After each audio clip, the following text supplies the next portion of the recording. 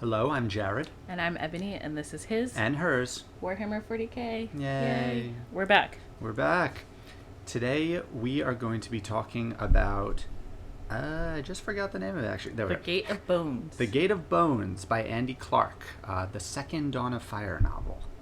So good. I really like this one. Yeah, can we vote in the beginning? Because I give it an 8 out of 10. Yeah, I would give it an 8 as well. Okay. Woo, we agree. I do agree with you on this one. I think it had just a little bit of a slow start, but I thought it ended so well. Yeah. It really picked up nicely.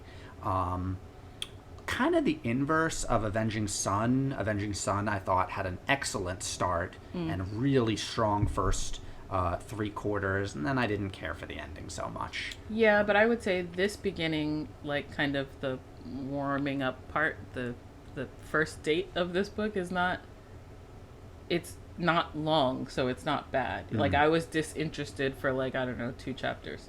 And then I was fully invested and it was great. So what I will say, that I don't often say this about a lot of Black Library writers, is Andy Clark writes fight scenes pretty well. Yeah, the fight scenes Like, are all I good. really enjoy them. You know, These I were don't love not a fight ones I scene, was but skimming over. These were great. There are a couple of my highlighted notes that might be things that we read in the readings are fight scenes, which are they're almost never fight scenes for me unless it's a very specific character for some reason. So yeah, some of these action scenes are some of the best that we've read in a while. Yeah. So what this book is primarily about is the war on Githalamor, which was a cardinal world. Cardinal worlds are owned and operated by the Adeptus Ministorum, the religious branch of the Imperium. And it's under assault by word bearers and iron warriors, I believe. Yep. They're there for a very specific reason. We'll get to that in a bit. And I think this does a good job. It doesn't dig so much into the actual religion side of it as much. Yeah. There's another book called Apocalypse that is actually a similar fight against a cardinal world by the word bearers. Excellent. Okay. We should read that one day. Okay. This one is about the Endometus Crusade now starting to push a little bit more. All of the High Lords of Terra have sent representatives called the Council Ex Terra to like sit alongside Guilliman as they're planning, you know, what to do with the Endometus Crusade. Yeah. An interesting individual shows up. Surprise. An Eldari representative named Ilyane Natase, and I have no idea if I'm pronouncing that right, shows up as a representative of Eldrad Uthran, who's like the most famous Asuryani Eldar character, to basically say that the war on Githalamor has to be made a priority. That Something bad's going to happen if we don't win it. And I think initially Githalamor was going to be left as like a diversion. Yeah, I think the plans were to go around it and let it fall, right? Because there's knights on the planet sort of holding back the word bearers, and there are some discussions about how they're waiting for reinforcements, but Guilliman has the option to go around it and do whatever the Indominus Crusade needs to do, or go there, but to take, like, they would have to spend resources to retake it because it is close to falling. Right. Yeah. So we have some Primaris Reinforcements that are involved, along with some Custodes.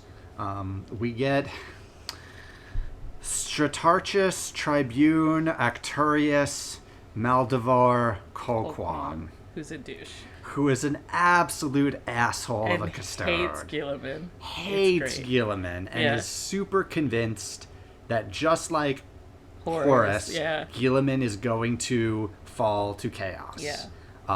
Or that he's just going to, in some way, become a traitor, and they're going to need to kill him. Yeah, and so he's got, like, his custodian, like, spies, like, they're, in theory, like, supporting the Indomitus Crusade, but they're really there to watch Guilliman, sort of. Yeah, like, he is obsessed with Guilliman, and I get it. Like, this really is a custode thing to do. Yeah. But man, what an asshole. The other custodes are great, though. Yes. Yeah. Yeah, so the other main characters that we sort of get a lot of focus on, Akalor, I believe, is sort of leading the Adeptus Custodes, is sort of the shield captain among the group and is the main representative. And his, like, sort of grumpy lieutenant, Vikalan. Vikalan. Yeah. Aswadi makes a showing for a time, who at the time I didn't really think that much about, but, you know, it was sad. Yeah.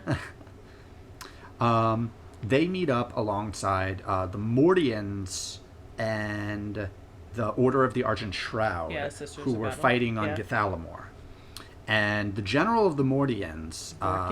Dvorkin? Yeah, Dvorkin. I've decided that D is silent. It might be Vorkin. I don't know. I don't remember what the... In the audiobook, I think it's Dvorkin. I think you can hear the D. Okay. Yeah. I just said you can hear the D. Shut up.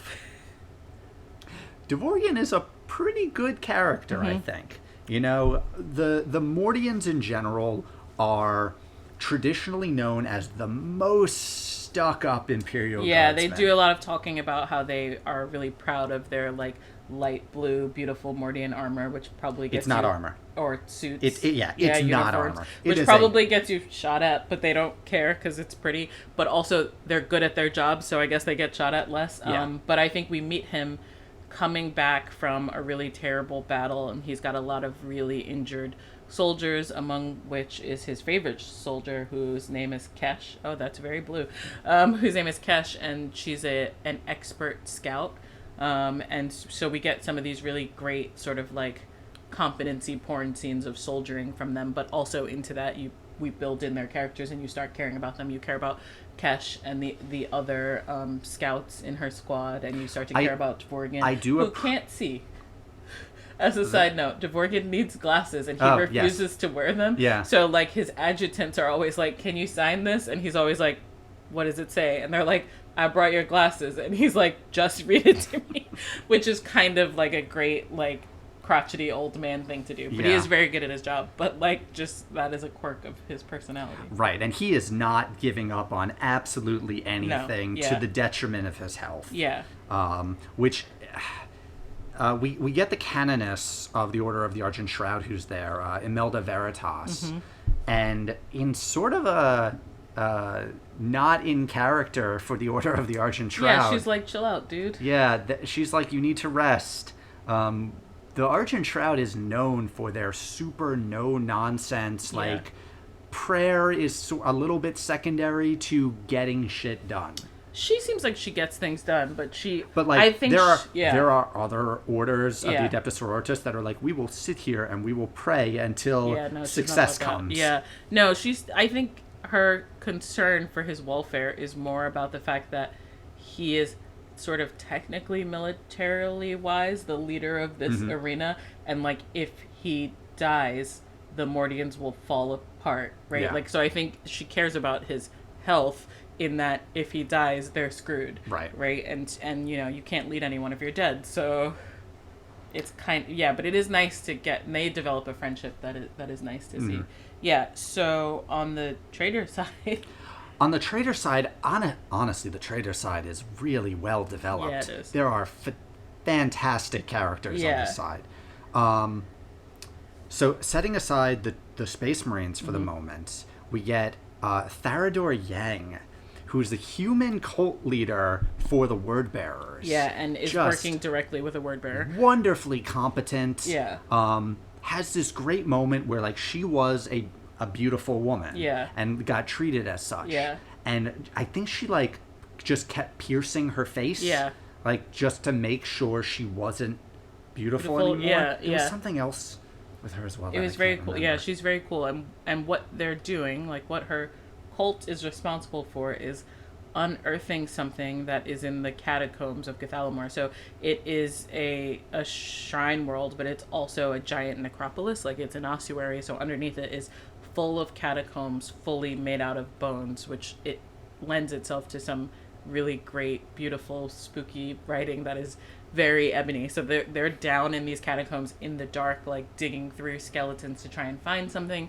And her boss, who is Kargathar, who's a dark apostle of the word bearers. Hasn't really told her what she's looking for, but has she's intuited that it's something important, and she's been doing a really good job driving her slaves and delivering on promises to him. So she finds the thing that they are looking for. And I do like it is clear that Kargathar appreciates her and trusts her. Yeah. And it's just such a weirdly nice thing to see among the word bearers. Kargathar is a great character. He is great. He trusts her intuition and her judgment, and in classic sort of good management style, starts to bring her in front of his lord and say that we had this success because my apostle did this thing, and it is very oddly wholesome. Right. Now his boss, not really his boss, but pretty close, is, as we learned in Avenging Sun, the Hand of Abaddon, a sorcerer named Tenebris, who is just creepy incarnate. That is what Tenebris means. Moody and dark and creepy. Yeah. And he is trying to steal Theodor Yang away from him a little bit. Yeah. And just really gets under Kargathar's skin. He doesn't like him, but he is, I guess, chaosly his boss. He's slightly above him. It's just a different approach dogmatically to how to deal with chaos. Yeah. And I think Kargathar doesn't think Tenebris respects the gods. Yeah. He has a difference of opinion about how Tenebris goes about his chaos worship. Yeah. And thinks he would do better. Right. Yeah. On the other side of Kargathar, we have Torvin Lock, who is the Iron Warriors commander there, who came with his own, forces from the Iron Warriors Legion, and he's got forces underneath, who has a very interesting symbiotic relationship with his tank. Yeah, he might be becoming a part of that tank. Yeah, they do biologically bind in a very sort of Avatar-esque way. Yeah, and when he does get out of it, it's you gotta pull it apart. Yeah, and there's bleeding. Yeah. The relationship between, I am not normally a shipper. I don't ship people just normally. But the relationship between Kargathar and Torvin Lock is genuinely the closest to a romantic relationship between Space Marines that I have ever seen. They do really enjoy each other's company. They have psychic meetings and such. The psychic meetings is just that's a chaos thing. Oh, that's just how we call each other? Yes. We'll just meet you in the chaos space at 7 p.m. Okay. And if you remember, he didn't want to bring Theodor Yang along, but did. Yeah, because, it's dangerous to be in there. Yeah. Which, that seems like a poor choice for your meeting style. Let's just meet in the middle of this gunfight. Now, Locke is interesting because he just has this hatred of all things. He doesn't... The Iron Wars traditionally don't worship the gods, and I don't believe he does either. He just wants to die. He's very dissatisfied and disinterested, and he thinks that the war they started when chaos started, when we were following Horus, is not the war that we're in right now with Abaddon, and it's just going nowhere, and we've lost, and we should all just kill as many Imperials as we can and also die. Yeah. He just is very depressed. And Kargathar is really trying to pull him along, and sort of use the worship of gods to save him a little bit. Yeah, but he does have one thing that he's passionate about, which is hunting things in his tank. He is a traditional sort of predator style hunter. And he wants to go after those targets. And who are the targets primarily? The targets in this story are the Knights of House Kamidar. Who, honestly, I found to be so forgetful. Yeah. They're not even on the Dramatis Personae list in the book. I can remember the princeps, Jessivane. Okay. And she had, a cousin dude. She had a cousin and an uncle that were with her. That were both with her, and, she was very much we're defending Gathalamor, the House Kamidar is here, and, from her point of view, they are trying to get Torvin Lock. They're trying to get that tank crew. Torvin Lock is, number one on their list to take down. And she's number one on his list. Right. He is trying to get her knight. And it's interesting, and when they do finally get to fight, it's, it's a payoff for that storyline. But Yeah. The Knight households as a whole are definitely the weakest part of the book for me. Spoiler alert, she dies. Right? Yes. Torvin Lock kills her. Yeah. It is interesting because by the end of the book, both Kargathar and Torvin Lock ascend to demon brimstone. Yep. Which Kargathar I get. Like, I think that is sort of in the normal career track for a word bearer. Yeah, I think Torvin Lock gets it because he killed that knight. Like, oh, and then he sacrifices her, like, in Chaos's name. Yeah. Yeah. And, like, burnt, like, with his tank. Like, he, in theory, burns himself up inside of it while he kills her, and that is his ascension. It's a very strong scene of them fighting. Yeah, it's great. It's for me, like, all the Knights, Titans battles don't really do it for me, and that one's pretty good. I think because it's a smaller scale. Right. I just feel like the scale of Titans never works for me. It's like, it's so big. But that is, like, the Knights are the diversion. Like, the Knights and the Mordians are the diversion assault. Yes. Basically, the word bearers have taken over the main like cathedral. Yeah. And there's some really brutal scenes of describing the inside of the cathedral. Yeah, it's definitely gross in there and not great. Know, they have properly what's the word? Chaosified? Yeah. That's the word I'm making. No, but like the actual word. I want to say desecrate, but yes, they have consecrated it in Chaos's name. Yeah, they've just been like murdering people daily and throwing them into pits and like covering all the walls in blood and like general gross chaosness is happening there. Right. And what they're building there is this giant, I want to say, like laser cannon. Yeah, it's a weapon that requires a focusing crystal. Yes. Or some sort of like focus. Yes, and the focus is a finger bone. It's a ring. Wearing a ring from a cardinal who turned his back on sort of the imperial truth and started this whole like badness on this planet historically, and his name is Bucharest.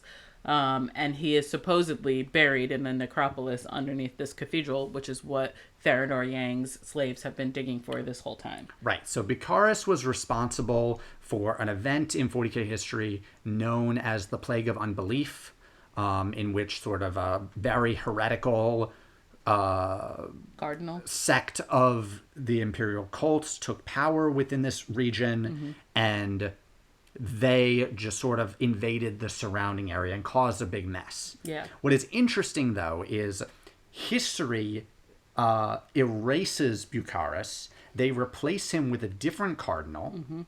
Asclepius. Right. Yeah. That was a random thing I just pulled out of my brain. Or something like that. I'm pretty sure it is Asclepius. And is because of all of the things that Bucharest built that are now being attributed to the following cardinal, that Gathalamor even becomes a major cardinal world in the first place.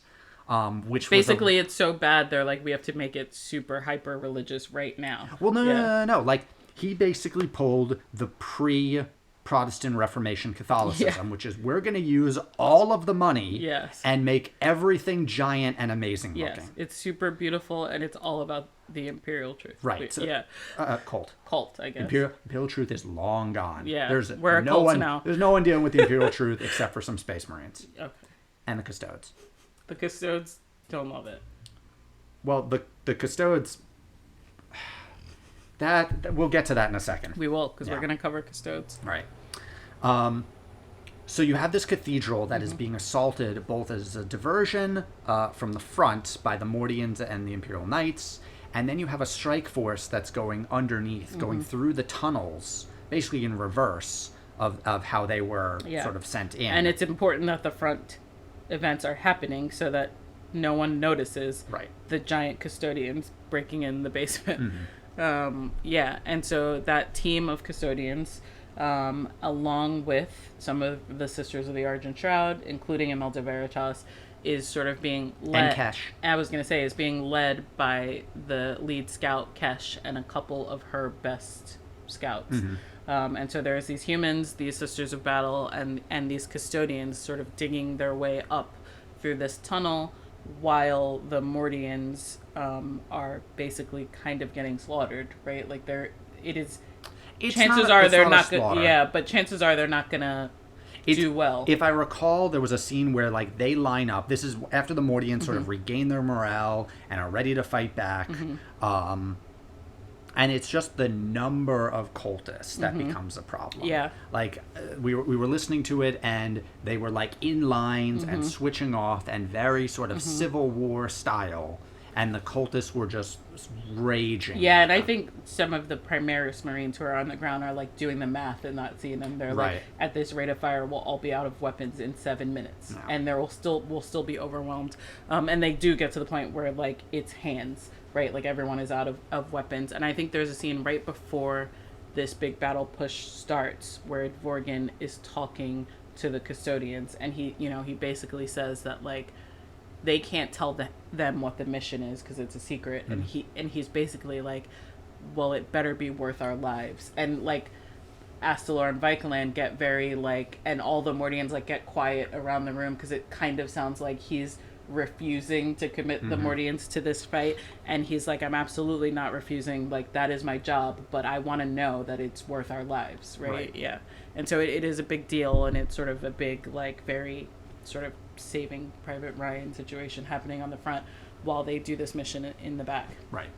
So you have them fighting their way through, I want to say they were some sort of demon servitors. Yeah, that was weird. There was Yeah. like ghost servitors that were shrieking. So those were creations of, what was his name? Cassipiniax. Okay. He was the warpsmith, I believe, who built the bone cannon. I gotcha. Yeah. Yeah, these things were weird, and they killed a couple of scouts, scared the crap out of Kesh, to have to take on some Sisters of Battle, except the Sisters of Battle can beat them with their faith, because that's what we're doing. Yes. But like, yeah, they like kind of are like kind of ghostly apparition machines. Like they hover off the ground. They got a lot of knives. It seems really sharp and dangerous, and so that's weird. And the custodians were surprised. Yeah. They fight their way through them and come across what could only be described as a literal mountain of corpses. Yep, it's just underneath. a pile of corpses. Yeah. And they have to climb up it in order to get to a hole that would get them inside, like, the floor of the cathedral. Yeah, where the bone cannon is, which is as messy as it sounds, right? Yeah. Like, it's very slippery and, like, gross, and there's entrails and flies. It's very chaosy, and Kesh is, like, a little human, so Aswati, like, makes her stand on his shield, which my brain is like, whose shield is the size of a whole adult human? But I guess a custodian's is. Like, she like koalas onto his shield, and he climbs this mountain of bones, and then cultists start pouring out of everywhere along with those weird weapons things. And so now they're trying to fight on this bloody, slippery, squelchy pile of bones, also with some humans strapped to your back. It's a whole thing. And Sisters of Battle fall, and we get this really like heart-wrenching scene that was like, it was too much for me. I was like, I have to stop reading tonight, where like Aswati is like right at the top and Kesh is on his back, and like Vikaland and Akalor are like reaching for him, and he's like, take Kesh, because like she's the scout, and like so she's trying to like climb up his back and like catch their hands, and the people fall and everyone falls, and it's terrible. And like Akalor just misses her, like he gets her cap, and they fall down, and this like pile of dead bodies falls on top of them, and we don't see them anymore. And now Akalor and Vikaland, and I think just Imelda Veritas are in the chamber with the weapon. And now they're going to encounter the word bearers and have a legitimate fight. Right. But it's really sad and like heartbreaking. The thing is, though, throughout the book, the affection, like the real fatherly affection that Dvorgin has shown to Kesh, and sort of the repeated, like, vague notations of, I don't know what would I do, if something happened to her and I have to protect her and all of that. And like he left his wife and child, so like she's like his replacement child, and it just, you don't realize it's getting to you, but it is. As I was reading the earlier parts, definitely parts of me were like, oh, she's definitely gonna die. She's definitely gonna die. She's not dead. Which was so relieving. For me, it was so good. Cowardly. I didn't want her to die. Cowardly. Yeah? I think she should have stayed dead. No. I like that she's alive. And that Aswadi's alive, too. Yeah. Also, spoiler alert, he doesn't die. He loses an eye, though. That is true. Yeah, but someone else does die in that fight. Akalor dies. Yeah. So Kalgathar, as we mentioned before, ascends to demon princedom and is... Akalor puts up a pretty solid fight. Yeah. But one custode does not beat a demon prince. He does not. And like Vikelin sees him die. Yeah. It's bad. And we didn't really talk about them that much, but they also have a very sort of dynamic brotherly relationship that like you care when he dies as well. Right. And Vikelin is upset by it and continues to have that grief, I think, for the rest of the time that we are going to know him, probably. So Kargathar kills Akalor. And then something I'm a little on. Like, I get it. Imelda Veritas and the remains of her squad open fire with their bolters on Kargathar. And the bolts go right through him. And by that I mean they punch holes in him and he falls over dead. Because faith. But it's like faith without sign. It's just these are silver. It's like if you were killing something with like silver, and you'd expect like light to burst out of them or something to happen. Yeah. Nope. It's like if someone shot you in the heart, you drop dead. I mean, did Akalor try shooting him in the heart? Maybe it would have worked. He doesn't have the faith. I guess, yeah. Like, I get that faith matters. It was just weird how, like, underplayed this I death guess, yeah. felt. It wasn't written like, and their bullets wreathed in the armor of contempt destroyed him. It was like, they shot him, he dead. Yeah. But, like, yeah, I think it was too subtle, but I think the author was going for subtlety, but it came across as now he's dead. Right. Bye. Yeah. While this is happening, do they take the cannon in the end? The cannon fires. So it fires earlier, destroys some ships that were there too early. Yeah. And is getting ready to fire again on Guilliman's ship. Yeah. Because the Fleet Primaris has arrived in orbit. And I believe they're able to stop it. I don't know how they stop it, but Tenebris decides that, like, they're taking the weapon and leaving. Yeah. That, like, he says this isn't about killing Guilliman, Right. although as far as Kargathar knew until this point, that is kind of what it was about. Right. Like, we were trying to build a weapon that would kill Guilliman, but Tenebris says this isn't about killing Guilliman, and we're packing this shit up, we gotta go, because Guilliman's gonna kill us, right? And also, obviously, all the forces on the ground are now enthused because Fleet Primaris is there and there's gonna be reinforcements. So they ostensibly win, but they do not capture that weapon or learn how it works. Correct. Which is important because that is the reason the next book exists, right? It's how does that weapon work? Yeah.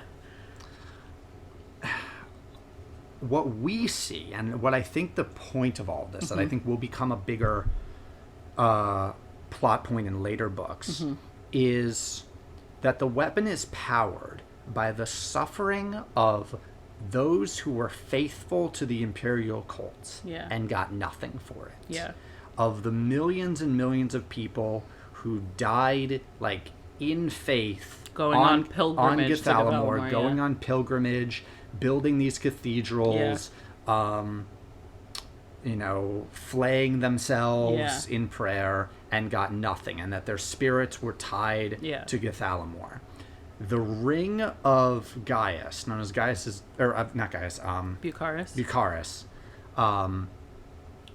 acted as a focus to pull all of that suffering and turn it into that energy that this cannon could fire. Yeah. Which is pretty cool. Yeah. And it's a cool sounding. The descriptions of it are very cool. Yeah. It looks cool. And hopefully we'll get to see some more of it before the Endometus Crusade is over. But yeah, I am solidly in the 8.5, maybe 9 out of 10 for this book. I really enjoyed it. Very, very strong ending. Yeah. Left me with a good taste in my mouth. Yeah. And our historiators are there. We didn't talk about them. Right, from the first book. From the first book, like Fabian is there. We see Fabian for some time. Yeah. And he's involved in a lot of the sort of post-battle, like, cleanup, like going down to the surface and saying, like, these people are saints, and we're going to remember this, and etc. Not Kolquan, I just forgot his name. Vicalon? No. Akalor is taken up by the people of Githalamor and given sainthood, and his body is buried on Githalamor. Yeah. And the other custodes are a little bit Not into it. They're not into it Yeah. because they don't follow the Imperial cult. Yeah. They believe the Imperial cult is bullshit. Yeah. But they accept this because they know it's important to, like, the morale of the population. Of the population. Yeah. Yeah, so Akalor gets buried there. Vicalon is kind of salty about it. And that is a thing that caused tension among their relationship, that Vicalon was very anti-religion, and Akalor was a little bit... Akalor understood the benefit of it. having this belief in the Emperor. Yeah, so I don't think he would be against being interred there and being called a saint for the purposes of keeping that morale up. But Vicalon is very against it. And Fabian is there, like, cataloging the history of things. He takes the sort of the obituary for Princess Jesavane from House Kamodar, because she dies, right? And so he takes that, and House Kamodar's protection of this sort of sphere of space will continue to be important, and he tells them that Gilliman's aware of it and aware of their sacrifice. And I think for a novel that's part of a series, it feels very, like, clean story arc. There's a beginning, there's a middle, there's an end, and it is kind of a cliffhanger because you don't know where that weapon went, but, like, that is the end of a complete story for most characters. I thoroughly enjoyed it. Makes me excited for the next one. I did too. Anything else? No, that's it for us. And the Gate of Bones. Yes, the Gate of Bones. The next one that we're reading, or we're actually currently reading at the moment, we just started it, is The Wolf Time. So we had picked up that one right after because we just had it. Space Wolves. Yeah. We're excited for that, so we'll see you next time. See you next time. Bye. Bye.